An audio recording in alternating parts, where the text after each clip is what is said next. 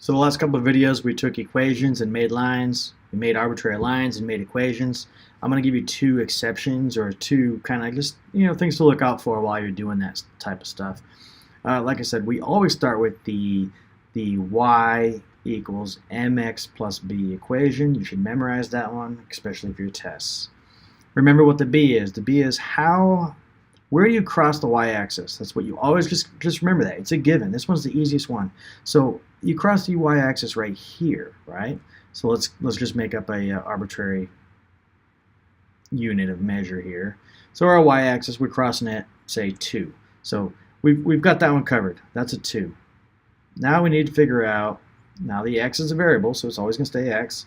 And so we don't know the m. We don't know the y, but don't forget the y is a variable as well. We're trying to figure out what the relationship between these two are.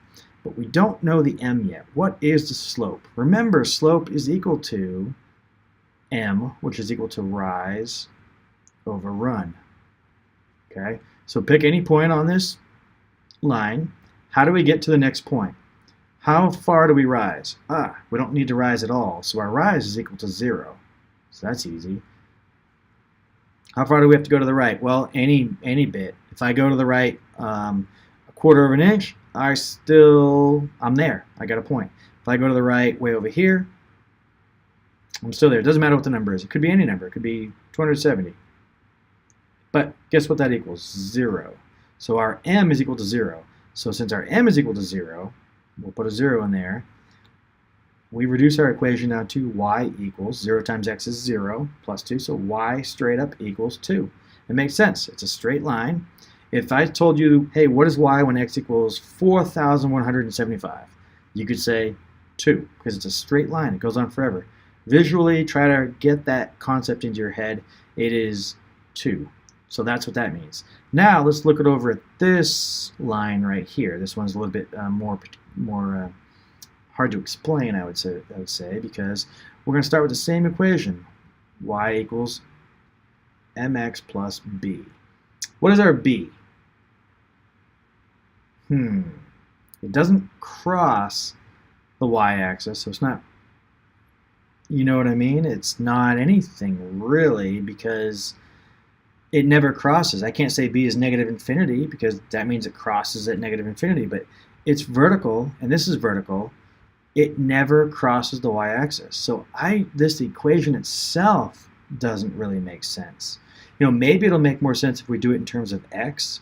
So maybe, I don't know, I'm just going to try it out right here. So instead of y equals mx plus b, let's do some math on it. Let's do y minus b on both. Let's do minus b on both sides. So we have y minus b is equal to mx. Divide both sides by m, we end up with y minus b over m equals x. But m is our slope. We don't have a b really. This equation just doesn't work. I can't ever get a b. There's no answer for that. There's no slope that'll work. So what this means is it's the same thing as over here. So think of this as the x values. X equals 1, x equals 2, x equals 3, x equals 4. This equation is x equals 4, and that's it. That's what the equation is. When you have a vertical line, the y is not involved. Yes, you have y values, but the y's are anything. It could be whatever it is. If x is 4, y is any number you want to pick, because it's all on that line.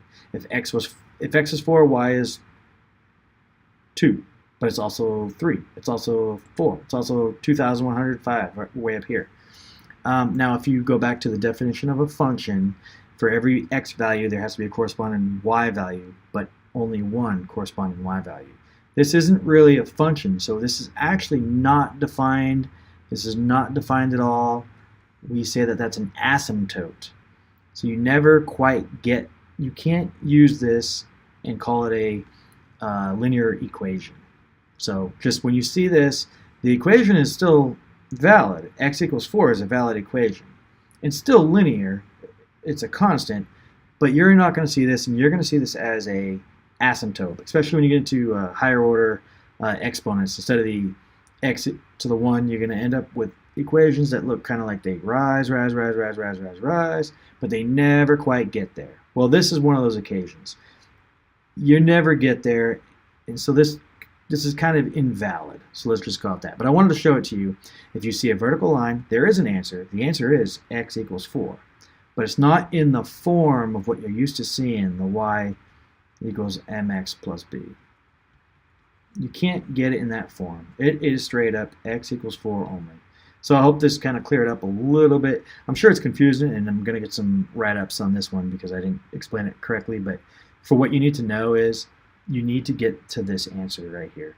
So what would this one be? Let's do another one. If I had another line right here, what's the equation of, well, that didn't work out. What's the equation of this line right here? Let's say that landed on the 2. It's just x equals 2. That's the equation. That's the answer. So when x equals 2, what is y? Well, it's everything. When x equals 3, that doesn't make sense because x never equals anything but 2. So it's a hard concept to get, and you're going to see a lot more about asymptotes as we go. But you will encounter both of these in your problems. So I just wanted to show them to you.